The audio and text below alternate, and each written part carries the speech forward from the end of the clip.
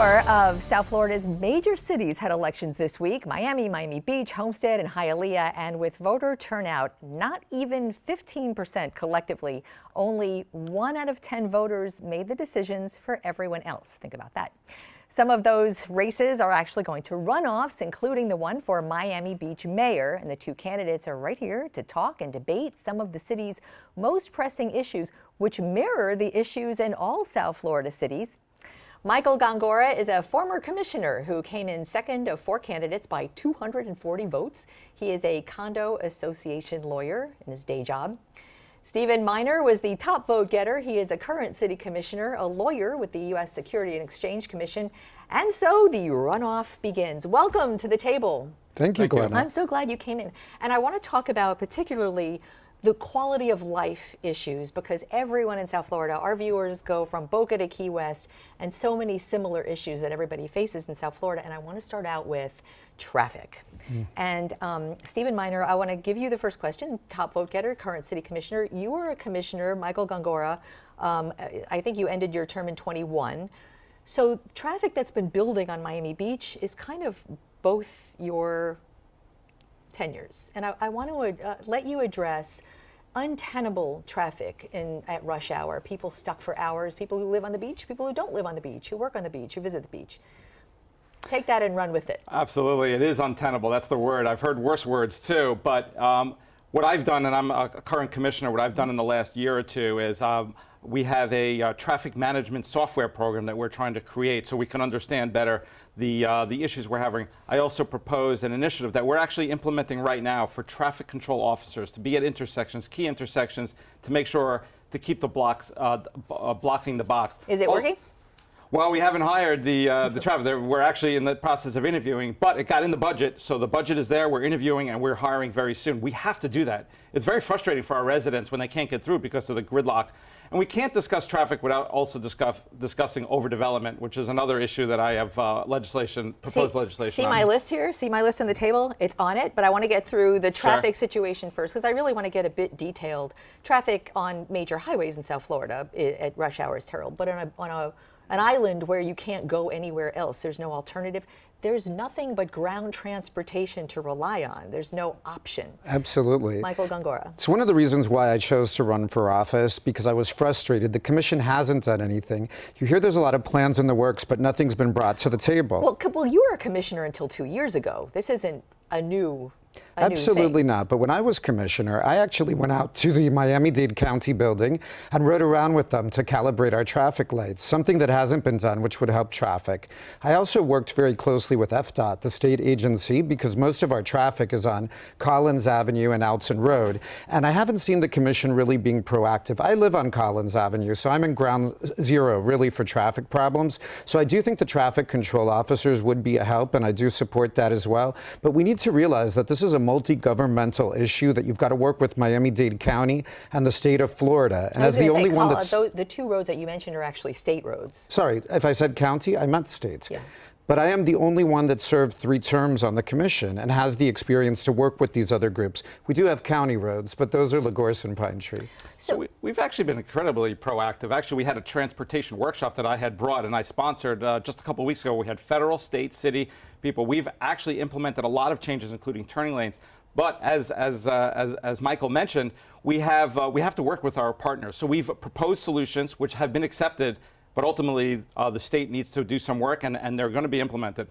So you had a very good point that was on my list. Development, you called it overdevelopment. I am going to play the middle and not call over and under. I'm just going to say development on the beach. And I just want to, for full disclosure, you will be my mayor. I am a beach resident. Development on the beach has exploded, which brings more people. And Michael Gongora, the overdevelopment, would you characterize it the same way? Absolutely. It's out of scale development, Glenna, and it keeps continuing, getting worse and worse. Over the past 2 years, as a beach resident, you know, last year, my opponent and the commission put 2 questions on the ballot, one for a large high-rise at the Dovo, and the other for large office towers on our city lots on Lincoln Road, something that I opposed. So we have to put our money where our mouth is. We can't say we're against overdevelopment or out-of-scale development, but then keep putting items on the agenda for people to approve. Well, those, let me just follow up on that. Those were on the agenda. when I drive to the beach, when anyone drives to the beach, you see the cranes, you see right when you get to the beach a big high-rise going up. Your financial contribution list is filled with some of the beach's biggest developers. I am not calling that a pejorative. I'm just going to say, how do voters understand how you are going to be dealing with them when they come before you to talk about development and the things they want to build? It's a great question, but that's why I should be mayor. I served 3 times as commissioner, and I know when to say no. I know when to vote not to put things on the ballot. I know when things are bad for the city. I have a proven track record of voting for the residents. So yes, some developers have contributed to my campaign, but that doesn't mean I vote for them. I vote against them all the time, and I think people respect that about me, that I can accept a contribution and still say no. And we need a mayor with the leadership and experience that's been there and done that. Stephen Miner, address that. We need responsible development, but yes, I do believe we have overdevelopment. So our residents in voter referendums have rejected the Deauville, the Lincoln Road project, and the Marina project in the last several years. The Florida state legislature has now taken away the right for voters to vote on private property, like the Deauville would not now go to a voter referendum. In response, I propose legislation that currently our commission can approve a height increase, a bigger density with 5/7 vote. I am proposing that it should take 6/7 vote of our commission to make sure we keep development in line. You're talking about the Live Local Act just passed at the state level. Correct. So let's talk about that, and we just have a little bit more time in this segment, but let's get into it a little bit, because I think that kind of came into the headlines with the plan for the Clevelander on Ocean Drive and a 33-story tower, which they've now scaled back to, I think, 17 or 18, correct me if I'm wrong. But they're able to do that because of the Live Local Act and the ability to put workforce housing, affordable housing in a certain percentage of the building in return for that larger density that the cities can't really do much about. Doral is going through that. A lot of the cities are going through that. What's wrong with that as far as the beach goes that needs workforce housing? Well, Ocean Drive is iconic, and 17 stories, 20 is way out of line. And actually, under the Live Local Act, they do not have the right to do that. The land development regulations that control our city, the FAR, the height and density, do not allow. Floor to area ratio. Yes. We are getting granular now. We are, and we have very intelligent residents, so I think most. We have very intelligent viewers. Yes, and viewers as well. So they do not have the right to go that high.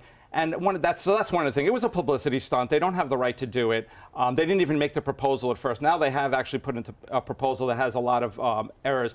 And that's one. But two, our sewer and water infrastructure cannot handle the magnitude of a size of a building like that. That's an issue. They'll need the permits. They're not going to get it for a building of that size. It's not going to happen. Concurrency, having developers build the roads and the sewers and the hookups and... Absolutely. I mean, we agree. We're both united on this fact that we oppose the high rise at the Clevelander. It would be terrible to destroy our historic city.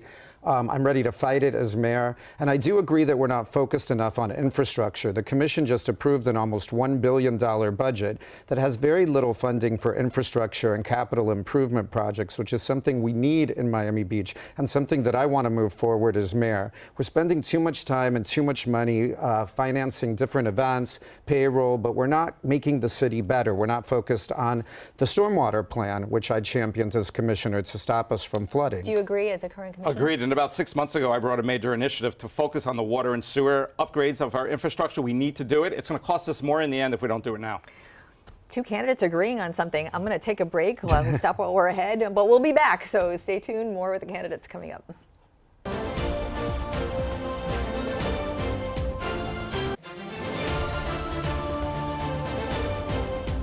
We are back with Stephen Miner and Michael Gongora. We're the two candidates for Miami Beach mayor. November 21st is the runoff. Former commissioner, current commissioner, talking about big quality of life issues. Crime is a big quality of life issue in every city, in Miami-Dade, in the country, I'm going to go say. Stephen Miner, since you are the sitting commissioner, give us your sense of a community that really puts crime as their top concern, maybe sometimes even over traffic. What is the new police chief on the beach? Crime and reducing crime is the #1 issue. And I don't want to interrupt you, but I know when we cover stories, we're always focused on spring break and those weekends. I'm talking about generally speaking. And it really does. It starts from the everyday. And a lot of residents call me the law and order commissioner, and I say I'm going to be I think that's your campaign, but that's... Well, I've actually had people say that. Yes, they're the law and order mayor, and I have what to back it up. I've transformed our municipal prosecution team. In 2021, we were at 8% success rate on convictions. And when I found that, that wasn't easy to find. We didn't have that data. I forced our city to produce that data, and then I proposed legislation that our commission passed. We are near 90% prosecution rate. Also, the Miami-Dade judiciary wanted to do a bail reform. I was the first one to publicize that.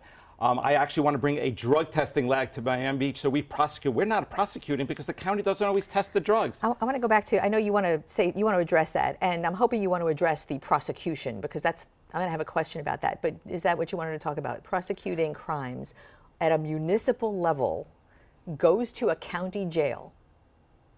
Yes? Yes. And what happens the next day? Depends on the crime. They're typically released. That's what I want to talk about, because we've covered stories that the trespass, the low-level crimes that the municipal prosecutor rightfully prosecutes, goes to jail, goes to a hearing, is released on his or her own recognizance, and comes right back to where they committed the crime. And that has been an issue that everyone has dealt with for a very long time in this county. Yes, we started actually, prior to my opponent being elected, the municipal prosecutor, which has been expanded. So we actually have a prosecutor that prosecutes our local crimes. But public safety, Glenna, is the #1 issue. It's why I filed to run for office. And I am the choice of the Miami Beach Police. They've endorsed me because they trust my plan to make our city better. Prosecution's better is good, but we need enforcement on the street. And I'm focused on putting police out on the streets and sending a message that you cannot come to Miami Beach and commit crime, and that we are a city of laws. We need police actively, proactively walking on bicycle. We need them to make arrests where warranted. And yes, once they are arrested, we need for there to be the follow through. But we can't miss the first step. And to me, that is why I chose to run a year ago, because I wasn't seeing that happen from this commission, and I wasn't hearing it happening from our police officers. They were also complaining to me that they felt they didn't have the ability to go out and make the arrests they need to keep our city safe. And as mayor, I will do so. And I will also give them the technology they need. They want video cameras. They want a real-time crime center. We just passed, again, an almost $1 billion budget. We need to make sure that public safety is truly prioritized, not only during elections, but all year long. Stephen Miner, I want to go back to, carry that kind of forward for me. The prosecutions, if they don't work in keeping people off the streets, what comes next? What is your plan? Well, I actually think what's happening here is what prior to that, to my intervening and transforming our legislation, forcing the prosecution of these misdemeanor quality of life crimes, there was no accountability. A person could be arrested 5, 10 times, but without a conviction, the judicial system will not take it seriously. That has changed. You are not seeing the same repeat offenders over and over again. That is a fact.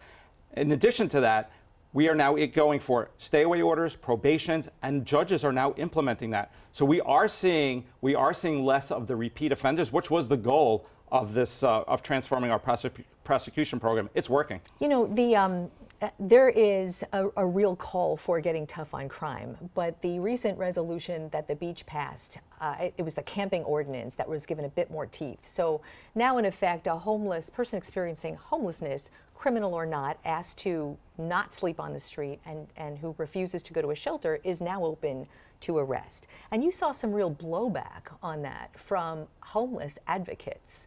What's your position on that? Well, I'm one of the sponsors of that legislation, so I'm proud of it. I also think it's humane. First of all, it's good for our residents. It's good for our city. We can't have individuals sleeping on the public right away. 30% of our crimes are committed by individuals our police identify as homeless. But more importantly, and is that a mental illness issue? Some of it, involved? a lot of it is, and also addictions as well. But I'm also proud, in addition, picture what's happening here. It's a homeless person who's actually sleeping in the public right of way. We spend millions of dollars on services and shelter. We're not just arresting the person, we're offering the help. By the way, some of the initiatives that we do now are legislation that I brought. We offer employment opportunities to the homeless. We offer rehabilitation programs. Some of them have worked. We have people who are now drug-free for the first time in a long time because of the legislation that our city offers. So yes, I think it is actually... Are there stats on that? Stats, yeah, absolutely, absolutely. stats on how many people we've employed. Well, there's not that many. It's not that easy, but we have employed a couple, yes, for sure. And the rehabilitation program, yeah, we can pull that stats. I'm happy to share with you. Excellent. Yeah. Michael, take that. I actually What's your position on that? sponsored the Lazarus Project, which is what he was referring to, I believe, where we were offering to medicate people with mental illness and drug and alcohol problems, because we do want to rehabilitate them and take them off the street. Homelessness is a serious issue, and our residents have been extremely concerned, especially since the pandemic. We can't turn into San Francisco, where we see images of people sleeping in parks, and we have to balance that with the humane need. You can just go across the bay and see that. You don't have to go across the country to see that. It's true. But we don't want to see it in Miami Beach. That's all we can control as the mayor. But we want to make sure that we stop that. I just want to be concerned. I think the ordinance is a good first step, but it needs to be measured. It needs to be reviewed closely. We need to make sure that it's not heavy-handed policing and that it actually is being used for its intended purpose to help homeless people get the help they need. I want to ask, in the short time we have together, the four-person race, I will say as a beach resident, was so negative and so harsh and disheartening. In the next 10 days that we have for this election, would you commit to a positive and fair campaign season?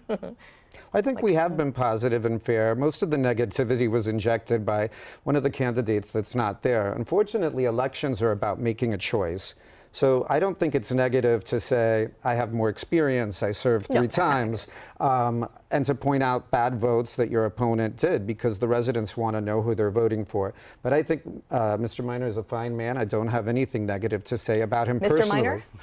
Yeah, when I ran 4 years ago, and I did the same thing when I filed to run in June, I said, I am not going to say a negative word about my opponents. I think people recognize that. I have not said a negative word. I actually reach out to others and say, please do not go negative.